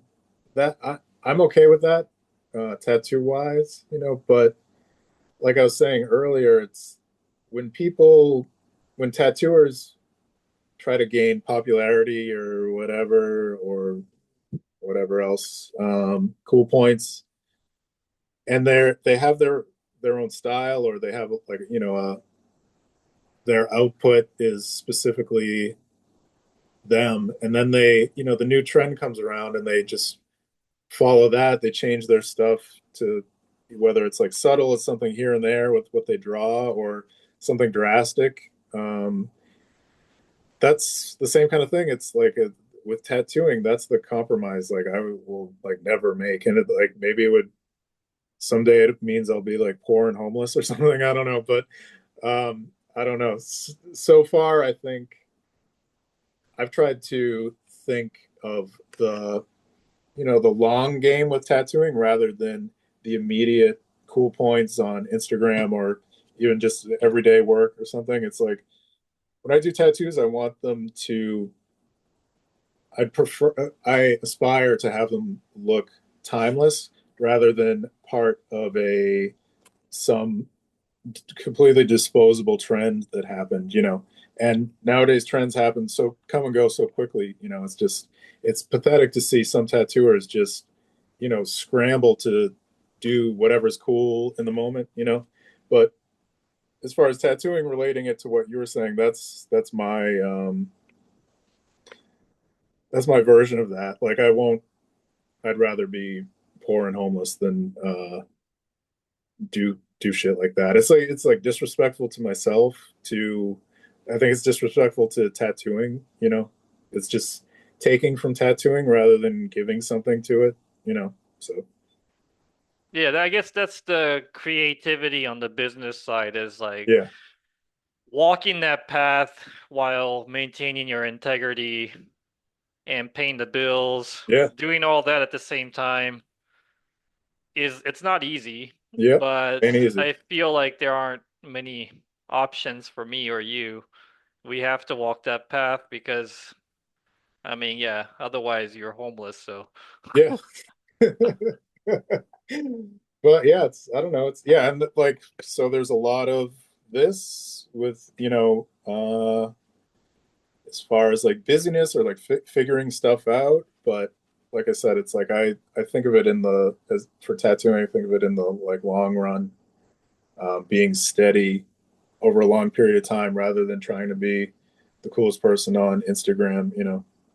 so what's the current trend now? What do you think? It's weird. It that used to be a lot easier to say. Like when I started tattooing, it was like I started tattooing in the ghetto, and it was like every day I was doing like praying hands, or like you said, like a baby's name, uh, or like there's a lot of like hookers and stuff, and like they would always get like their pimp's name and stuff. Like the pimp would Wow. come with like a ton of hookers and like be like, I want my name on all these girls or whatever. So it was like that was like really common, but that was like a microcosm of tattooing, you know. Um, but you know, also at that time, like nautical stars, like you're saying, I was those are huge, but I can't remember the last time I did one of those. They definitely have fallen out of That's a popularity. good thing, Yeah, right? yeah. What about Um, tribal tattoos? Did those fall out of fashion? yeah, well, I mean, they were huge in the '90s, right? Like, Yeah, like then Kerry King's head. Harry King's head, yeah, Yeah. uh, that shit was huge, and then it got, like anything else, any other trend, it got so huge that it went out of style, and now it's totally back. It's completely back as far as tattooing goes, but there's this always happens with things too. There's like a tinge of irony to it. It's not like a new thing. It's there's an awareness to it. Like people are like, I honestly think people do genuinely like it, but at the same time, there's like a tinge of irony. It's like, Huh. oh, this is like kind of like a little bit funny because it's like that shit that people used to do, So except I'm like, just aware, and people back then were just like, dumb hillbillies or something. That's like, there's like a tinge of that to. Hmm. There's a tinge of irony to a lot of tattoo trends right now that are just a different version of things that were around in the 80s or 90s, Everything is cyclical Yeah. and But everything is made to mock, yeah, yeah. right? Well, when it comes back, almost everything comes back, but when it comes back, it's different because there's the awareness is there that wasn't there the first time, Yeah. So it's like 90s just in general. I don't even mean tattooing, like 90s shit is like huge right now, and like 90s fashion, like to me, or maybe you as well, because we were alive when it happened the first time. It's like hideous to see it now. It's not like cool, but that's because we have that insight about it from the first time it happened, So I understand that people that weren't around in the 90s, that's like, vintage, or like it's like interesting because they didn't Yeah. experience the Yeah. first time around. But, I see kids that dress like how I dress in the 90s. I'm like, oh my God, you Yeah, no, look awful. I had that exact moment watching skateboard videos Yeah, because I used to skateboard in the early 90s and like kids are wearing these enormous like blind jeans looking yeah, things and yeah, like the tree trunk ones, yeah, and they started wearing those again. Like yeah, Jesus Christ, man, those are so bad. yeah. I've actually thought about that a lot. And I mean, I feel the same way. I'm like, damn, these kids look like complete buffoons. But, for me, so I was born 76 like you. Uh, to me, I've always the aesthetic of almost anything from the 70s has always appealed to me. Like I don't know if it necessarily comes through in like my art these days or anything like that, but music and just like culture from the 70s has always been really interesting to me, or at least like really like cool. Like people in the 70s were cool. Hmm. And you know, we were only like a few years old during the 70s, but for some reason that's like really ingrained in me. Even like movies and stuff from the 70s are like always my favorite. But something that's cool to me from the 70s to my parents is probably not cool at all. They're probably like, oh man, that the 70s was like full of like horrible fashion and it was like Hmm. really corny and all that shit. So I think that's another thing that's just generational. It's like when the new generation is excited about stuff that you Hmm. experienced when you were younger, you're just like, oh my God, how could you like that? It's like so ugly and just dated and all that. But for the new generation, it is something new and exciting. So I still have my opinion about like 90s stuff. I still think a lot of it is corny and like really like ugly, but I understand at the same time that people that weren't around then will have a different opinion of it, or a Yeah. different perception at least. Well, I can understand the nostalgia, or at least like the retro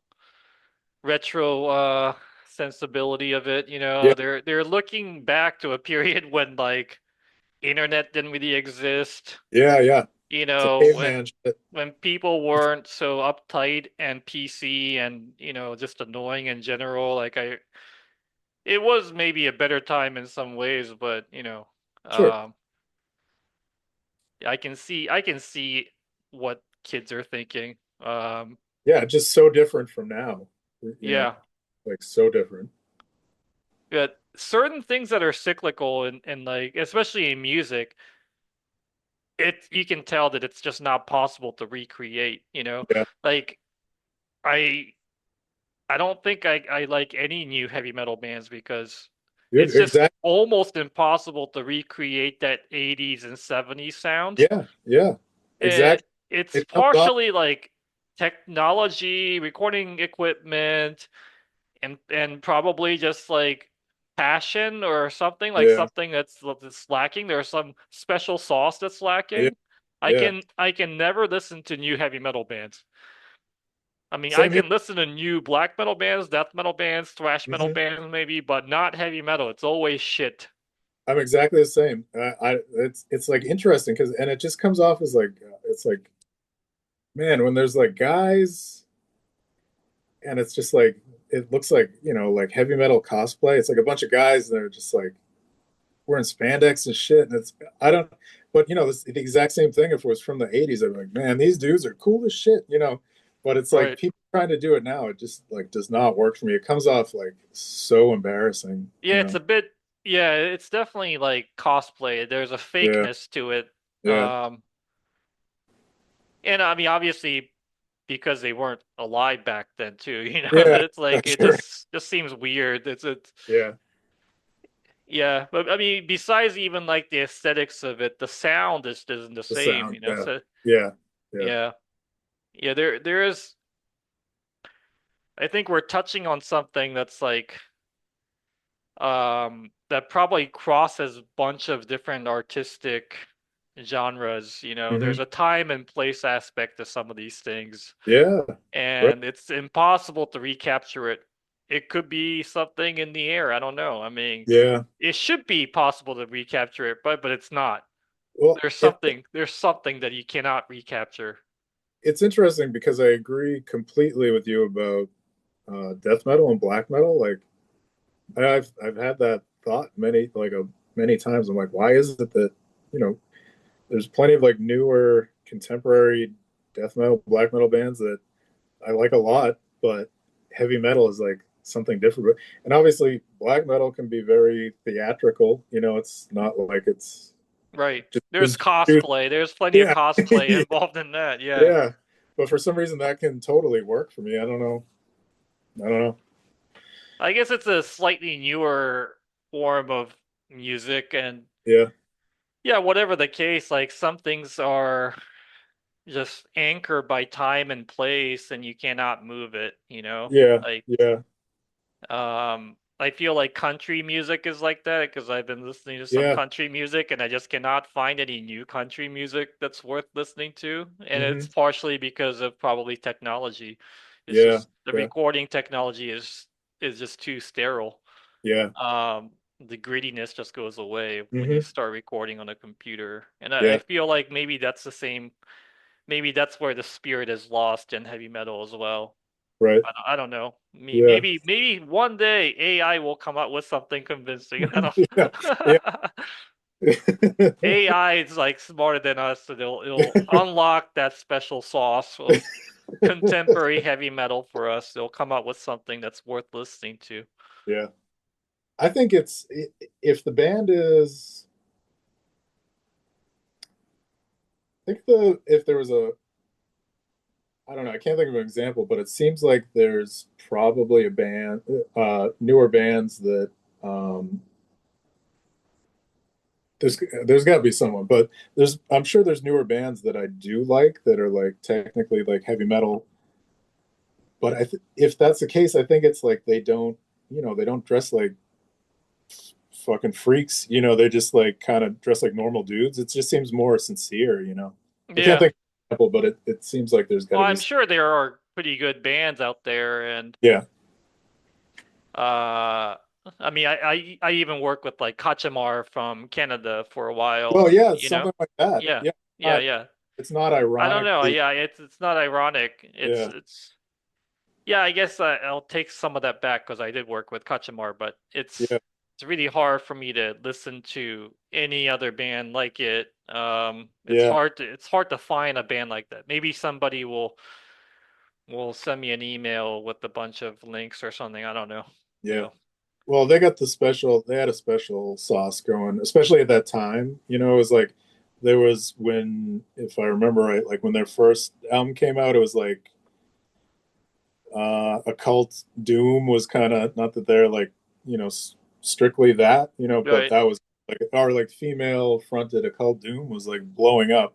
Mm-hmm. But they had like a different thing going, and there's like so much of that stuff was just generic. It was people just hopping on the bandwagon, but they had a different sound and like the sincerity like showed through, I think in the Yeah. music. Yeah, Anik is a total diehard too, and she's still Yeah, at it. She's doing like different types of music now, but yeah. And also her design aesthetic was like I've always been impressed by it. So oh she yeah, she's a great graphic designer, yeah, illustrator. yeah. She's a good shit. I met her a couple times here in Boston. Cool. Yeah. Yeah. Well, I guess I gotta get dinner now, so I gotta You let too. you go, but it's been a really fun conversation and Yeah, man.